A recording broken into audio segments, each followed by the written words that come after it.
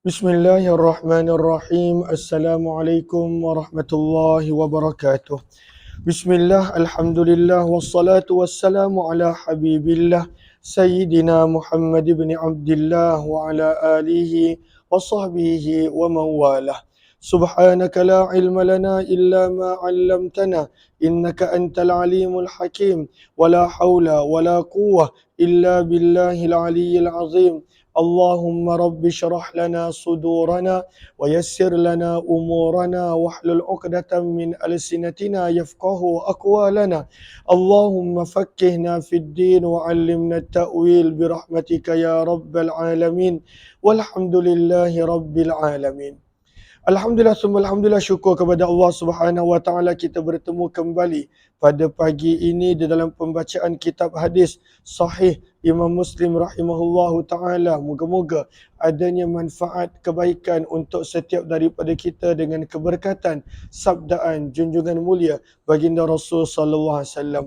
Kita masih lagi pada hadis-hadis berkenaan tentang haji dan umrah, dan kita telah tiba pada hadis-hadis yang membicarakan berkenaan jawazil umrati fi ashhuril hajj. Boleh untuk melakukan umrah pada bulan-bulan haji.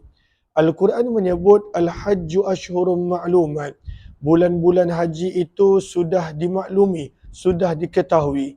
Maka apakah bulan-bulan haji? Bulan-bulan haji adalah Syawal, Zulqa'dah dan permulaan daripada Zulhijjah. Maka mengikut kepercayaan masyarakat Arab sebelum Islam bahawa melakukan umrah pada bulan-bulan haji hukumnya adalah berdosa besar. Maka Nabi sallallahu alaihi wasallam telah menerangkan bahawa boleh untuk melakukan umrah pada bulan-bulan haji. 3009 baca.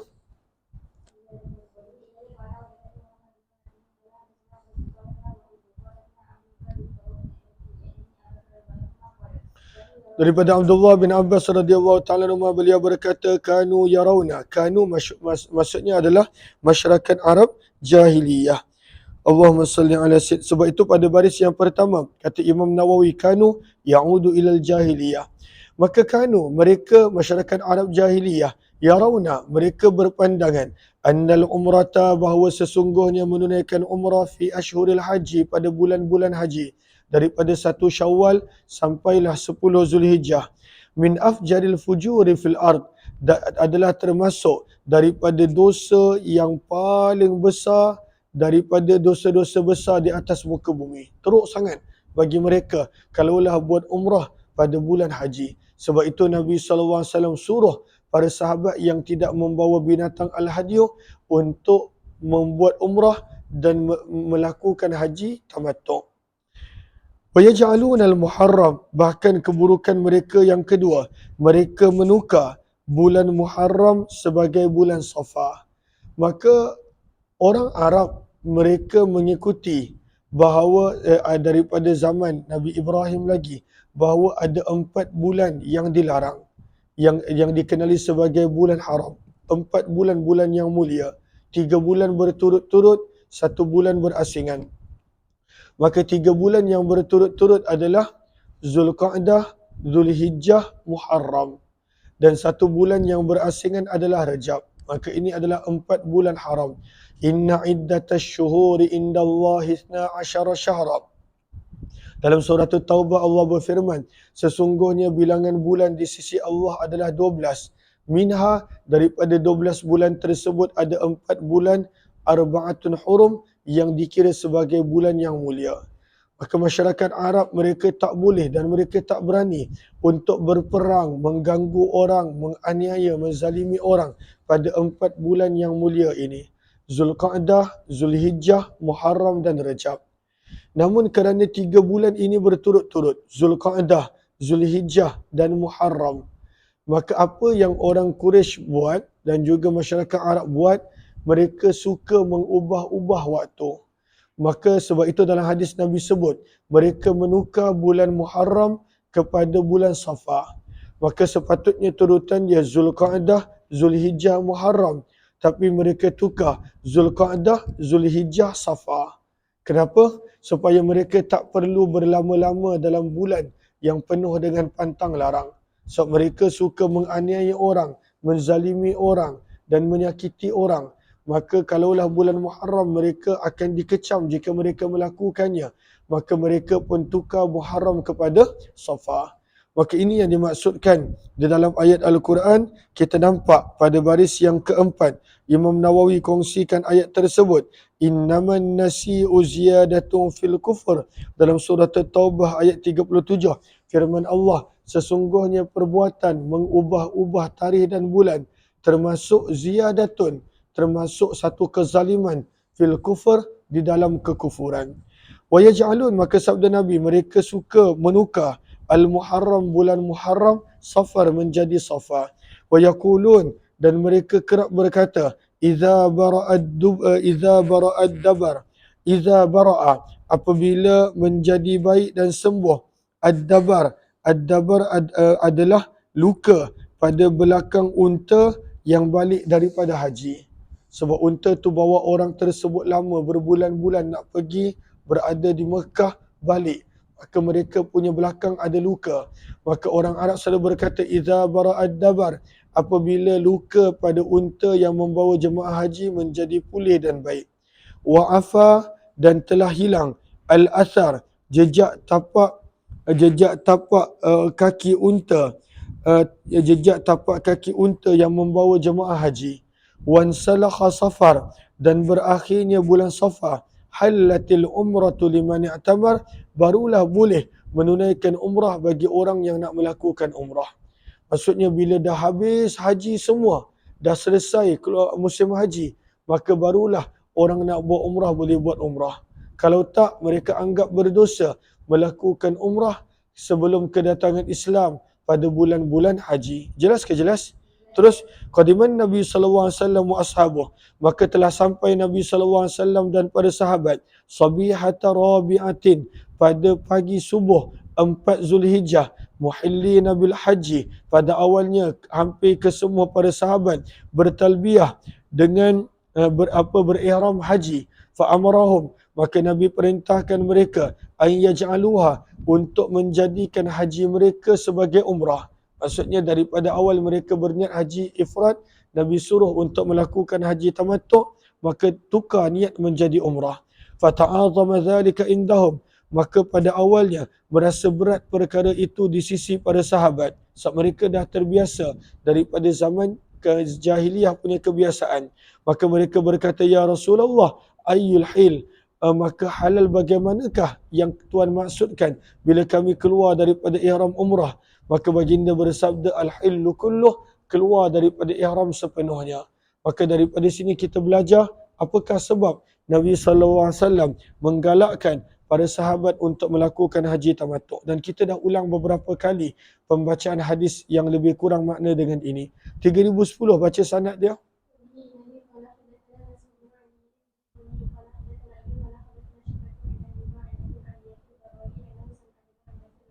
Daripada Abdullah bin Abbas radhiyallahu taala anhu, beliau berkata, ahalla Rasulullah, telah berihram, ataupun ahalla terjemah asalnya bertalbiyah. Telah bertalbiyah Nabi SAW dengan berniat haji. Maksudnya Nabi berihram haji. Faqadima li arba'in madayna min Zulhijjah, maka Nabi telah tiba di Mekah pada 4 hari setelah berlalunya daripada bulan Zulhijjah. Maksudnya 4 Zulhijjah. Fasalla subha, maka Nabi telah menunaikan salat fardu subuh. Wa qala, dan baginda Nabi SAW telah bersabda, lamma salla subha, setelah baginda selesai menunaikan salat fardu subuh pada 4 Zulhijjah, baginda bersabda, man syaa an yaj'alaha umrah falyaj'alha umrah, barang siapa yang mahu untuk menjadikan niat hajinya sebagai umrah, maka hendaklah dia menjadikan niat hajinya sebagai umrah. Dalam kurungan, Nabi galakkan para sahabat untuk melakukan haji tamattu'. Lakukan haji tamattu'. 3011 baca.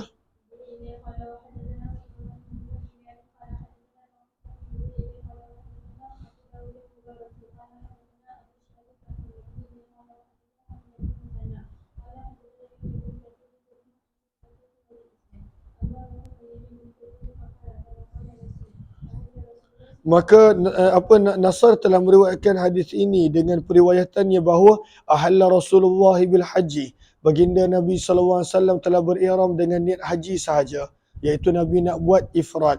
Namun kita juga belajar, ada riwayat mengatakan Nabi melakukan qiran, ada juga riwayat mengatakan Nabi melakukan tamattu'. Maka Imam Nawawi menggabungkan ketiga-tiga riwayat ini. Maka Imam Nawawi menyebut pada awalnya Nabi berihram haji. Kemudian seperti riwayat Anas bin Malik yang kita telah baca daripada Sahih Muslim, Nabi telah berihram dengan, telah menambah dengan umrah, maka Nabi telah bertukar menjadi haji qiran. Terus wa amma, maka beliau berkata, kharajna ma Rasulillah, kami telah keluar bersama dengan Nabi SAW, nuhillu bil hajj, berihram dengan niat untuk melakukan haji sahaja.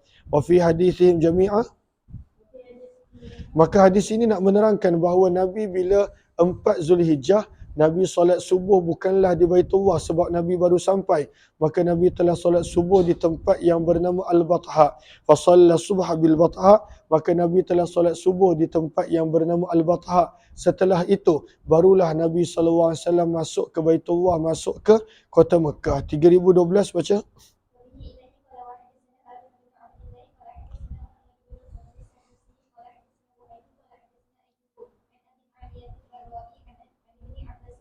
Daripada Abdullah bin Abbas radhiyallahu taala anhu, beliau berkata, qadiman nabiyyu, Nabi SAW dan para sahabat baginda telah tiba di Mekah li arba'in, pada 4 hari, khalawna minal ashri, setelah berlalunya daripada 10 hari pertama Zulhijjah.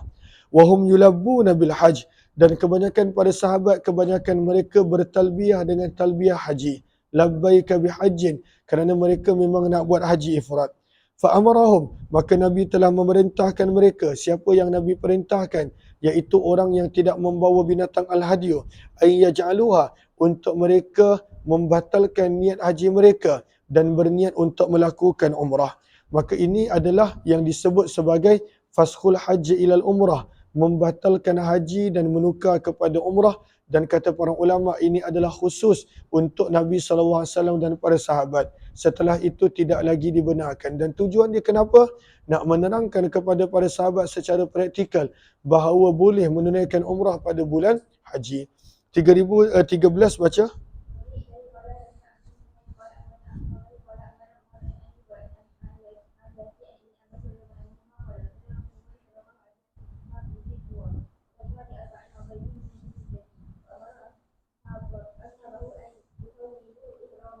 Maka Nabi SAW telah menunaikan solat subuh di Zituwa. Dan Zituwa adalah tempat yang berhampiran dengan Batha.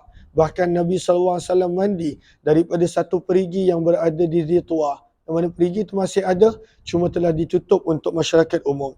Wa qadima, dan Nabi telah tiba di Mekah di arba'in, pada 4 hari bulan. Madaina, setelah berlalunya daripada Zulhijjah, maksudnya 4 Zulhijjah. Wa amara ashabahu, dan Nabi telah memerintahkan pada sahabat baginda ayyuhawwilu, untuk mereka menukar ihram mereka daripada haji ifrad kepada niat umrah, supaya mereka boleh buat haji tamattu'. Illa, kecuali man kana ma'ahul hadiyu, orang yang membawa binatang al-hadiyu, Nabi benarkan mereka untuk kekal dalam ihram ifrad sehinggalah mereka selesai menyembelih binatang mereka pada 10 Zulhijjah. Terus 3012, 14.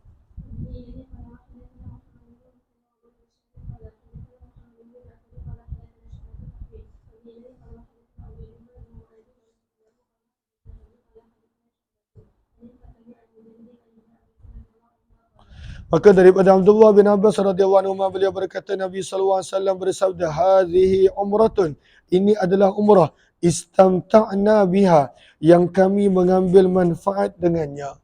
Maka kat sini sebab itu sebahagian orang menterjemahkan, oh Nabi buat haji tamattu'. Riwayat Abdullah bin Abbas kita baca zahirnya menunjukkan begitu. Riwayat Anas bin Malik zahirnya menunjukkan begitu. Tapi Imam Nawawi kata tidak, kita tidak terjemahkan begitu. Sebab nanti akan jadi kecelaruan dalam riwayat. Maka istamta'na biha menyebut kami mengambil manfaat daripadanya. Dan apakah jenis haji yang orang boleh ambil manfaat? 2. Haji tamattu', kerana dia boleh keluar daripada ihram dan hanya masuk dalam ihram haji pada hari tarwiyah. Dan yang kedua adalah haji qiran. Kenapa haji qiran adalah disebut sebagai mengambil manfaat? Sebab dia boleh menggabungkan amalan haji dengan umrah pada satu waktu, pada satu tempoh. Maka sebab itu istamta'na disebut sebagai kami telah mengambil manfaat. Yushiru bidzalika ila ma amara bihi ba'du an yufsikhu hajjahum ila umrah.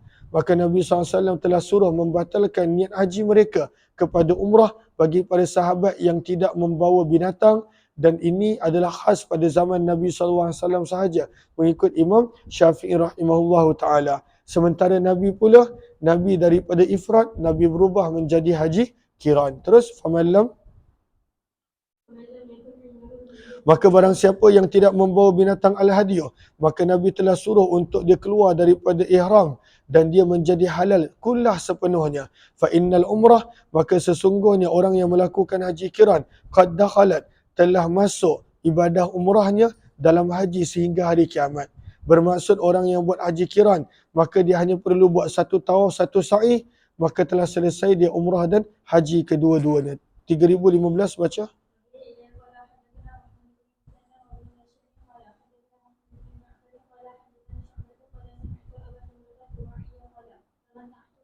Maka kami telah melakukan haji tamattu'. Kata Abu Jamrah Ad-Dubai, fanahani nasun, maka ada sebahagian melarang kami daripada melakukannya. Maka aku telah berjumpa dengan Abdullah bin Abbas dan bertanya kepadanya, fa amarani biha, maka Abdullah bin Abbas menyuruhku untuk melakukan tamattu'. Dan kita telah terangkan kenapa ada sebahagian orang pada waktu itu melarangkan tamattu', kerana mereka mengambil pandangan Umar bin Khattab, yang Umar bin Khattab melarang tamattu' kerana dia nakkan orang ramai pada zaman dia hanya melakukan haji ifrad, sebagaimana pandangan beliau yang Nabi SAW melakukan haji ifrad. Qala, berkata beliau, summan talaqtu ilal baiti, kemudian aku telah pergi ke Baitullah, fanimtu, lalu aku tertidur, fa'atani atin fi manami, telah datang seseorang kepadaku di dalam mimpiku, maka beliau berkata, umratun mutaqabbalah, semoga umrah diterima, wa hajjum mabrur, dan semoga mendapat haji yang mabrur.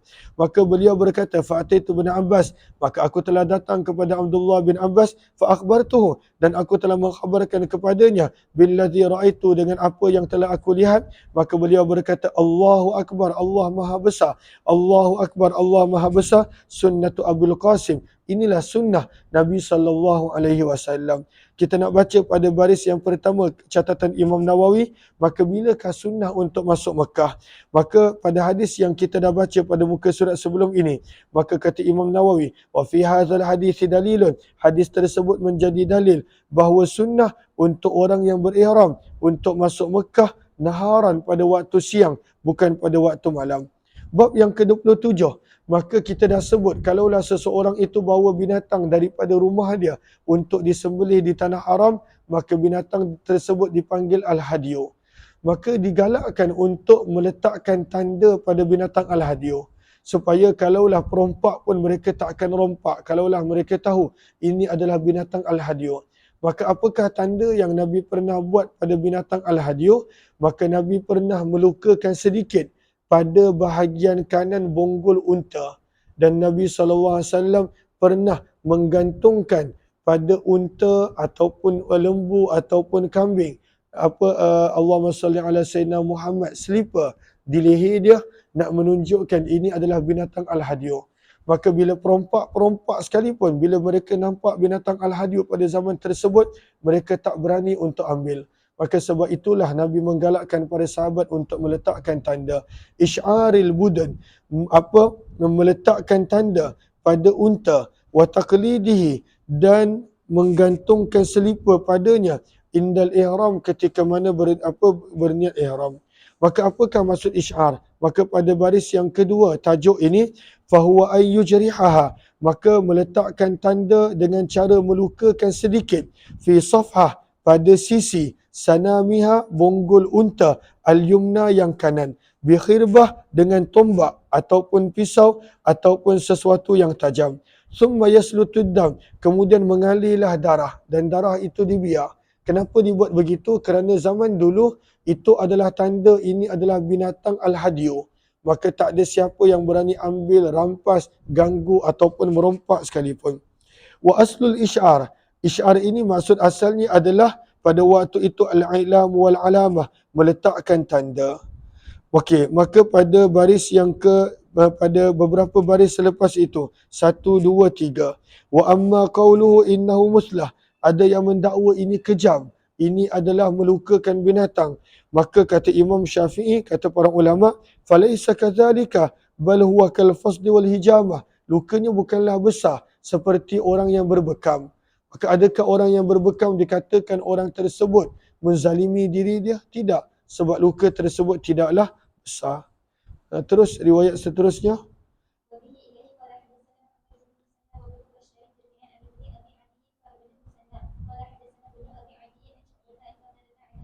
Daripada Abdullah bin Abbas radhiyallahu anhu, beliau berkata, "Shalla Rasulullah, Nabi sallallahu alaihi wasallam telah menunaikan solat Zuhur di Dzul Hulaifah, Thumma da'a binaqati, kemudian baginda meminta dan memanggil unta baginda. Fa asy'araha, maka baginda telah meletakkan tanda fi safhah, pada sisi sanamiha, bonggol al-aiman yang kanan. Maka sunnah untuk melukakan sedikit pada bonggol unta yang kanan.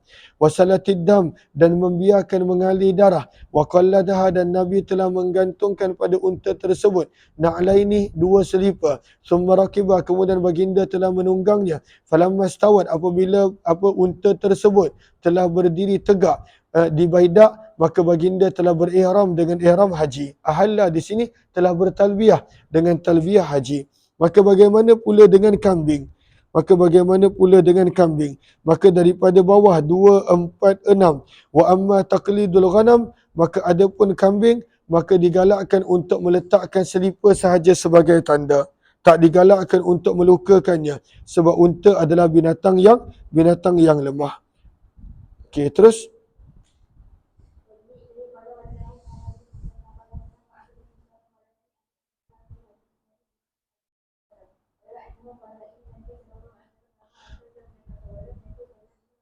Terus riwayat yang seterusnya ini yang kita dah sebutkan semalam, bahawa Abdullah bin Abbas ada pendapat yang berbeza daripada majoriti para sahabat dan para ulama. Bahawa kata Abdullah bin Abbas, seseorang yang ada dalam ihram, dia tak perlu nak habiskan amalan umrah dan haji untuk keluar daripada ihram. Maka dia perlu buat tawaf je, maka dia keluarlah daripada ihram. Terus 3018. Kopi.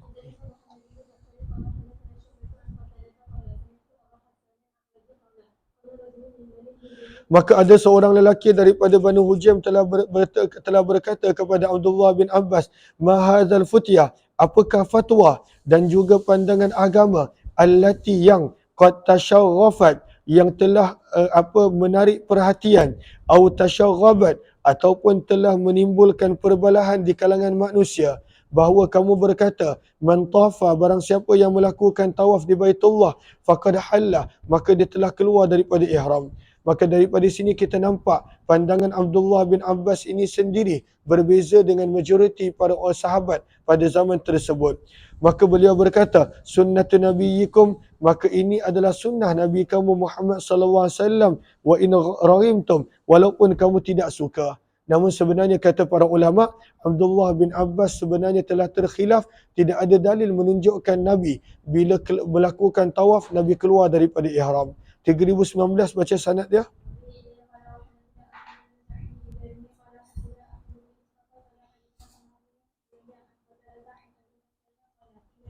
Maka dikatakan kepada Abdullah bin Abbas, inna hadzal amra, sesungguhnya pandangan kamu ini, qad tafashsharan nas, telah menarik perhatian orang ramai. Iaitu kamu berkata, man tafa, barang siapa yang menunaikan tawaf di Baitullah, faqad halla, maka dia telah keluar daripada ihram.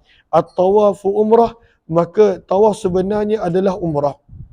Faqala, maka Abdullah bin Abbas menjawab, sunnatu nabiyyikum, maka itulah sunnah Nabi kamu, wa in raghimtum, walaupun kamu tidak suka. 3020 baca. Maka ini menerangkan bahawa apakah dalil yang Abdullah bin Abbas guna untuk mengatakan orang yang bila buat tawaf maka dia keluar daripada ihram. Terus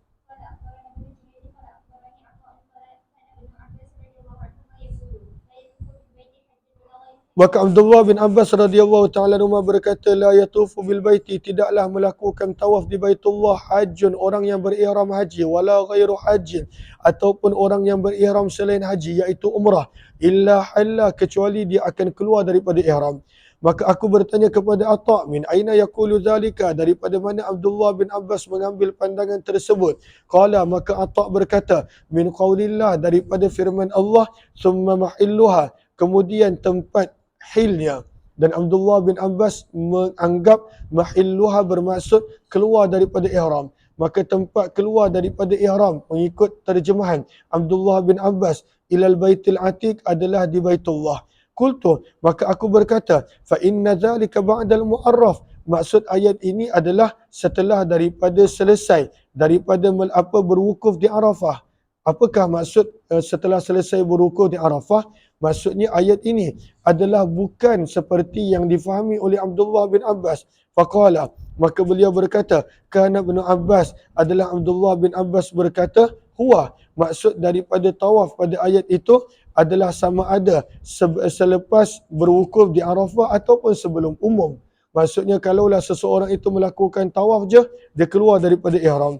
Wa kana ya'khudhu dhalika, begitu juga beliau mengambil dalil tersebut daripada perbuatan Nabi SAW hina amarahum, ketika mana Nabi memerintahkan para sahabat an yuhillu, untuk keluar daripada ihram sewaktu haji wada'. Maka apakah jawapan untuk pandangan Abdullah bin Abbas? Maka kata Imam Nawawi pada baris yang kedua 4, 6, 8, 9, kata Imam Nawawi, hadza, apa yang telah disebutkan ini, maka ini adalah pandangan Abdullah bin Abbas, wa huwa khilafu madhhabil jumhur, dan ini bertentangan dengan pandangan para sahabat dan majoriti para ulama. Fa innal ladzi alaihi ulama, maka pandangan para ulama semuanya adalah, kecuali Abdullah bin Abbas, bahawa orang yang melakukan haji la yatahallal, tidak boleh keluar daripada ihram dengan sekadar melakukan tawaf kudum. Bal la yatahallal, bahkan tidak boleh keluar daripada ihram sehingga dia selesai berwukuf di Arafah, wa yarmi, melontar jamrah, wa yahlik, bercukur, wa yatufu tawaf az-ziarah, dan menunaikan tawaf ziarah. Fahina idzin, maka barulah ketika itu orang tersebut dia mendapat kedua-dua tahallul. Wa yahsulul awal, okey, dan seseorang itu dia akan tahallul awal apabila dia melakukan 2 daripada 3 amalan haji, iaitu apabila dia melakukan 2 daripada melontar jamrah, bercukur dan juga tawaf, maka barulah dia tahallul yang pertama. Tapi tahallul yang pertama dalam haji, semua benda boleh buat kecuali jima' dan muqaddimah jima'. Wa amma Tijaj bin Abbas, adapun Abdullah bin Abbas menjadikan dalil dengan ayat Al-Quran yang kita baca tadi, maka itu bukanlah dalil yang betul, kerana maksud summa mahilluha ilal baitil atiq maknahu la tunhar, tidaklah boleh disembelih binatang kecuali di tanah haram. Maka itu adalah maksud dia, ianya berkaitan dengan sembelihan binatang al-hadyu, tidak ada kaitan dengan tawaf. Kemudian Allahumma salli ala Sayyidina Muhammad. Wa amma ihtijajuhu bi anna an-nabi amarahum fi hajjatil wada' bi ayyuhillu. Abdullah bin Abbas menjadikan dalil bahawa Nabi menyuruh mereka untuk keluar daripada ihram ketika mana hajjatul wada', maka dalil tersebut juga tidak tepat, kerana Nabi SAW sebenarnya bukan suruh mereka keluar daripada ihram, sebaliknya Nabi suruh mereka membatalkan niat haji kepada niat umrah. Faskhul haji ilal umrah.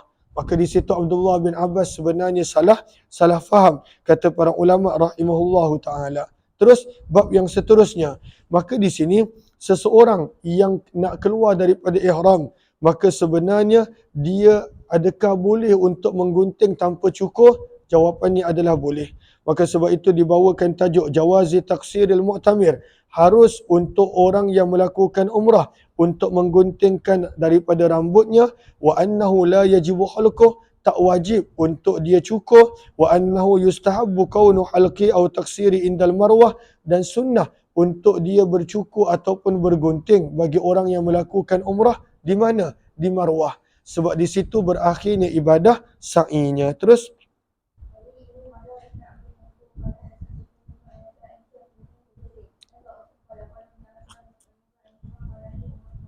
Maka Muawiyah telah berkata kepadaku, "Alimta, adakah kamu tahu, anni qassartu min ra'sin Nabi, bahawa akulah orang yang telah memotong pendek daripada rambut Nabi indal Marwah, di sisi Marwah." Indal Marwah menjadi dalil bahawa menggunting memotong rambut di Marwah adalah yang paling afdal untuk orang yang melakukan umrah. Fakultu lahu, maka aku telah berkata kepada Muawiyah, bimishkas, dengan gunting. Maka aku berkata kepadanya, la a'lamu hadhi, aku tidak pernah mengetahui ini illa kecuali kenyataan tersebut hujjatan alaika, adalah hujah ke atas diri kamu. Maka kata Imam Nawawi pada baris yang terakhir, hadis ini menunjukkan jawazul iktisari ala taksir, boleh untuk tidak bercukur dan sekadar untuk memendekkan ataupun menggunting rambut. Wa in kana al-halqu afdal, walaupun sebenarnya mencukur itu adalah lebih afdal. Kemudian kita nak baca, bilakah yang dimaksudkan oleh Muawiyah, yang mana Muawiyah dia pernah mengguntingkan rambut Nabi. Maka kata Imam Nawawi rahimahullahu ta'ala pada baris yang ketiga muka surat 826, kata Imam Nawawi, wa hadzal hadits mahmulun ala annahu qassara anin nabi fi umratil Ji'ranah. Beliau telah buat ini ketika pada Nabi melakukan umrah bermiqat di Ji'ranah. Kenapa? Itu sahaja adalah kemungkinan kerana ketika mana Nabi SAW melakukan haji wada' wasabata, dan telah sabit dalam riwayat bahawa Nabi telah mencukur rambut baginda di Mina. Wa farraka Abu Talhah, dan Abu Talhah Al-Ansari telah mengambil rambut Nabi dan membahagi-bahagikan bainan nas di antara para sahabat. Maka ketika hajatul wada' mustahil Muawiyah telah menggunting rambut Nabi. Begitu juga kalaulah sebelum haji wada', contohnya ketika umratul qada', maka itu pun tak mungkin kerana itu berlaku pada tahun ke-7 Hijrah dan Muawiyah tidak lagi masuk Islam pada waktu itu. Muawiyah hanya masuk Islam Yaumal Fatah, pada tahun pembukaan kota Mekah, tahun yang ke-8 Hijrah. Jelas ke jelas? Terus riwayat 3022.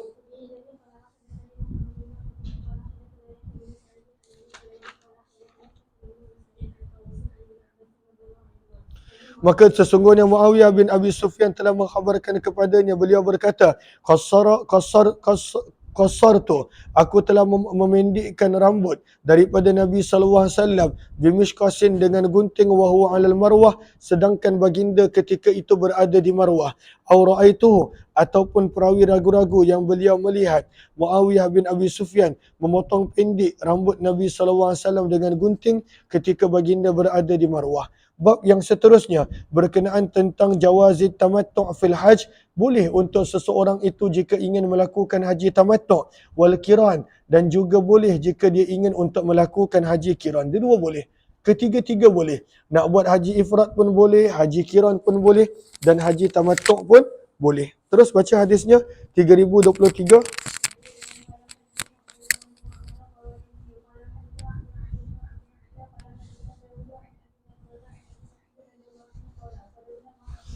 Maka daripada Abu Sa'id radhiyallahu anhu beliau berkata, kharajna ma Rasulillah, kami telah keluar bersama dengan Nabi sallallahu alaihi wasallam, nasruhu, kami mengucapkan talbiyah haji, surahan, dengan kuat.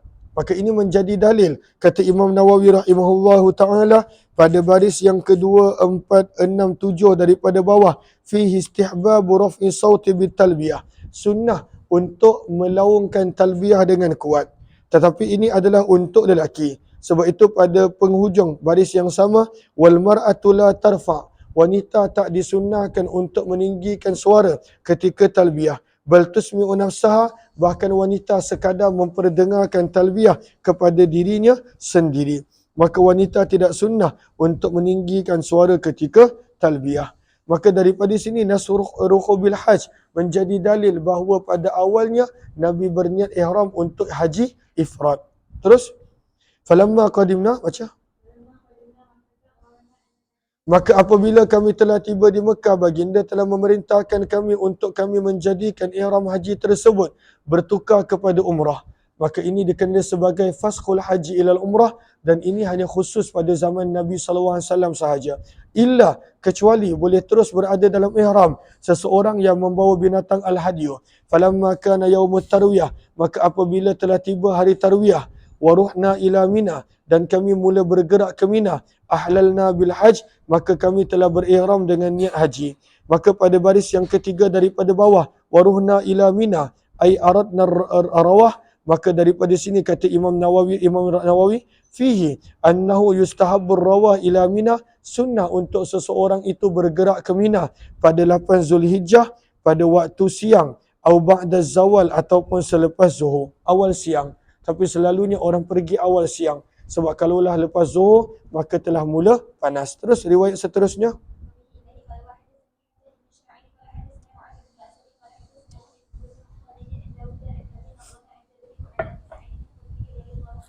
Tolong ambil tisu jap. Terus.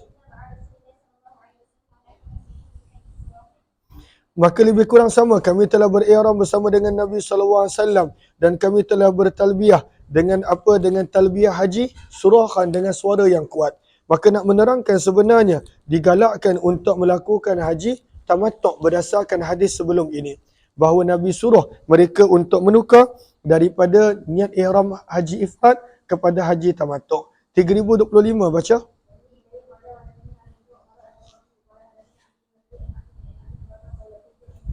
Maka Abu Nadrah berkata, kami telah berada di sisi Jabir bin Abdullah, fa'atahu atin, seseorang telah datang kepada beliau lalu berkata, Ibn Abbas, sesungguhnya Abdullah bin Abbas dan Abdullah bin Zubair ikhtalafa, mereka berdua telah berbeza pendapat tentang al-mut'atain, dua mut'ah. Apakah dua mut'ah? Iaitu mut'ah tamattu' dalam haji dan juga pernikahan mut'ah. Maka Jabir berkata, fa'alnahuma, kami pernah melakukan kedua-dua perkara tersebut bersama dengan Nabi SAW. Thumma nahana anhuma, kemudian Nabi telah melarang kami berdua daripada melakukannya. Thumma nahana anhuma Umar, kemudian telah melarang kami daripada melakukan keduanya Umar bin Khattab. Falam na'ud lahuma, maka kami tidak lagi pernah mengulanginya. Maka di sini sebenarnya Jabir menerangkan kenapa ada orang berpandangan tak boleh buat tamattu' kerana Umar bin Khattab larang. Cuma berkenaan tentang nikah mut'ah, kata Imam Nawawi, Jabir bin Abdullah telah terkhilaf. Sebab itu kita lihat berkenaan tentang nikah mut'ah. Allahumma salli ala Sayyidina Muhammad. Pada baris yang keempat daripada bawah dalam hasyiah, maka kata penulis, hadza ala hasbi ma za'ama Jabir. Maka beliau mengata Umar bin Khattab yang melarang nikah mut'ah, maka ini adalah mengikut pandangan Jabir. Wa illa fa mut'atun nisa, namun sebenarnya nikah mut'ah telah pada waktu itu diharamkan oleh Al-Quran lagi. Wa thabata, dan telah sabit bahawa Nabi SAW telah melarang daripada melakukan nikah mut'ah ketika peperangan Khaybar. Dan kemudian Nabi membenarkan sekejap sewaktu pembukaan kota Mekah, dan kemudian Nabi larang sampailah hari kiamat. Terus, apakah maksud nikah mut'ah? Berkahwin untuk tempoh yang tertentu. Maka tidak boleh. Hukumnya adalah haram. 3026 baca.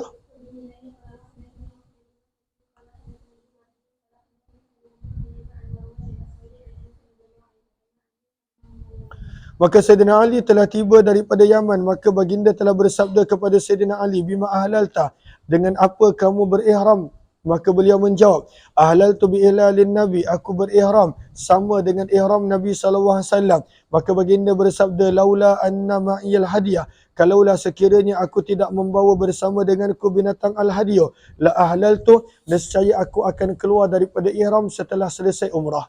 Maksudnya Nabi SAW pun nak buat tamattu' kalaulah Nabi tidak membawa binatang al-hadiah. Kenapa Nabi nak buat tamattu'? Kerana Nabi nak tunjukkan tidak ada masalah melakukan umrah pada bulan-bulan haji. 3027 riwayat ini lebih kurang sama, lalu kita tidak terjemahkan. Wa bi ilaihi qala haddatsanihi Hajjaj bin Sya'ir qala hadatsana Abdul Samad Tahwil wa bi ilaihi qala hadatsani Abdullah bin Hashim qala hadatsana Badun qala hadatsana Salim bin Hayyan bi hadzal isnad mithlah ghaira anna fi riwayat Bahdin al-halaltu. 3028 baca sanad dia.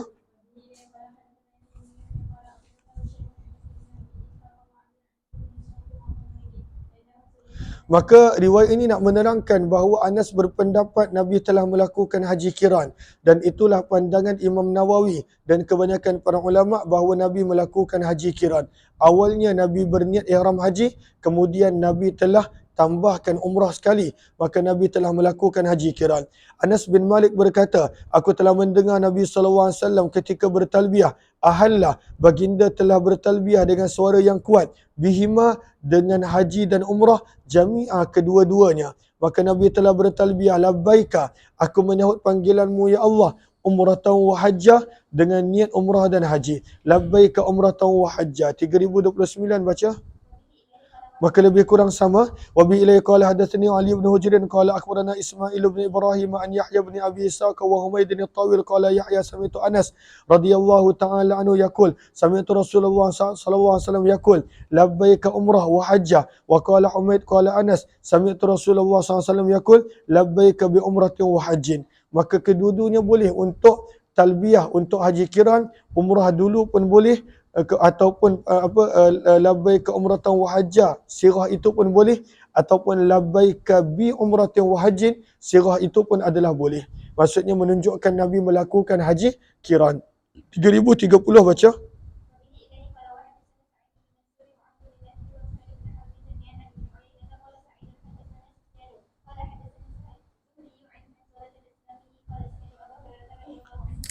Maka Hanzalah Al-Aslami berkata, aku telah mendengar Abu Hurairah radhiyallahu anhu meriwayatkan daripada Nabi sallallahu alaihi wasallam, baginda bersabda, "Wallazi nafsi biyadi, demi zat yang nyawaku berada pada genggamannya, la yuhillanna, pasti dan pasti akan berihram Ibnu Maryam, Nabi Isa, bifajjir Rauha, di lembah Rauha. Rauha, kalau kita lihat Allahumma salli ala sayyidina Muhammad pada baris yang kedua, ianya adalah jalan yang Nabi gunakan ketika nak menuju ke Badar, ketika mana Nabi nak menuju ke Mekah pada pembukaan kota Mekah, dan juga ketika Hajjatul Wada. Maka highway yang kita guna, orang sekarang guna, itu bukan jalan yang Nabi guna. Nabi akan guna melalui jalan Badar, Nabi akan guna melalui jalan Ar-Rauha. Maka baginda bersabda, nanti bila Nabi Isa turun, pasti dan pasti Nabi Isa akan berihram dengan ihram haji ataupun berihram umrah, au la yasniyannahuma, ataupun pasti dan pasti baginda akan berihram untuk kedua-duanya. Apa yasniyanna, maksudnya kedua-duanya, haji dan umrah, melambangkan, menunjukkan kepada haji kiran. 3031, 3032 lebih kurang sama, maka dua hadis ini kita tidak terjemahkan. Wa bi ilai qala hadatsana Qutaibah bin Sa'id qala hadatsana Laits an Ibn Syihab bi hadzal isnad misla qala walladhi nafsu Muhammad bi yadi. 3032. Wa bi ilai qala hadatsani Harmalah bin Yahya qala akhbarana Ibn Wahb qala akhbarani Yunus an Ibn Syihab an Hanzalah bin Ali al-Aslami annahu sami'a Abu Hurairah radhiyallahu ta'ala anhu yaqul qala Rasulullah, sabda Nabi sallallahu alaihi wasallam, walladhi nafsi biyadihi, demi zat yang nyawaku berada pada genggamannya, dan baki hadis adalah lebih kurang sama. Bab yang seterusnya, maka nak diterangkan berapa kali Nabi pernah buat umrah selepas Nabi berhijrah. Maka jawapannya adalah 4. Yang pertama adalah umrah Hudaibiyah, tetapi Nabi terhalang. Yang kedua umratul qada, yang berlaku pada tahun berikutnya. Yang ketiga adalah umrah Ji'ranah, yang berlaku setelah selesai peperangan Hawazin dan Taif. Dan yang keempat adalah umrah yang Nabi buat bersama dengan haji Nabi, iaitu haji kiran yang Nabi lakukan. 3033 baca.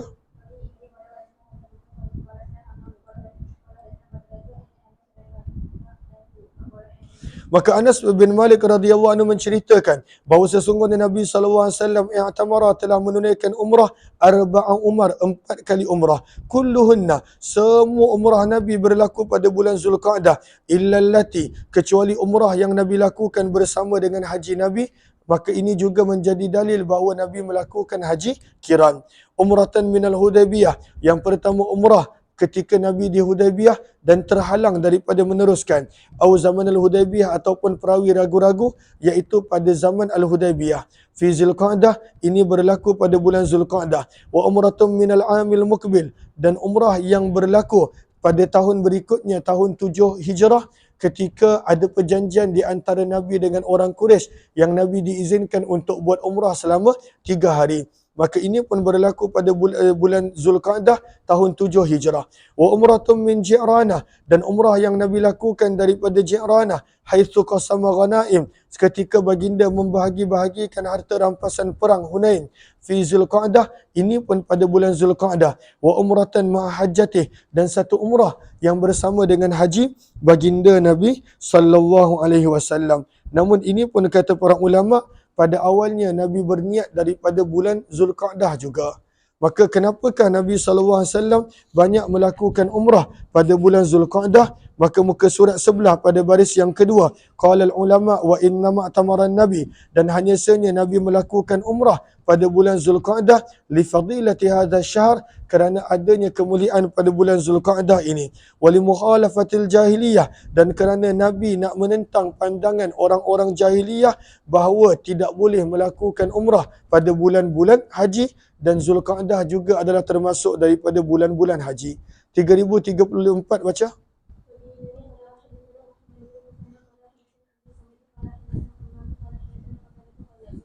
Maka kata-kata ada, aku telah bertanya kepada Anas bin Malik berapa kali Nabi melakukan haji. Beliau berkata hajjatan wahidah, hanya satu kali haji, wa tamara arba' umar, dan 4 kali umrah.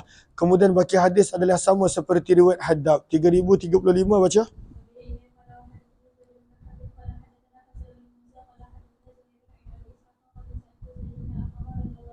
Maka aku telah bertanya, kata Abu Ishaq, kepada Zaid bin Arqam, berapa kali kamu pernah berperang bersama dengan Nabi SAW? Maka beliau menjawab 17 kali. Maka aku bertanya lagi, kata-kata dah, wa hadatsani Zaid bin Arqam, dan Zaid bin Arqam telah mengkhabarkan kepadaku bahawa Nabi SAW pernah berperang 19 kali perang, wa annahu hajjah, dan baginda menunaikan haji setelah daripada baginda berhijrah, hajjatan wahidah, hanya satu kali haji, dan itulah hajjatul wada'. Berkata Abu Ishaq, wa bi Makkah ukhra, dan ketika baginda berada di Mekah, Nabi pernah buat haji sekali. Maka total Nabi melakukan haji setelah baginda Nabi SAW menjadi Nabi adalah 2 kali. Ini ikut pendapat Zaid bin Arqam radhiyallahu ta'ala anhu. Riwayat 3036 kita sambung jam 9.30 nanti insya-Allah. Terima kasih semua. Jumpa lagi.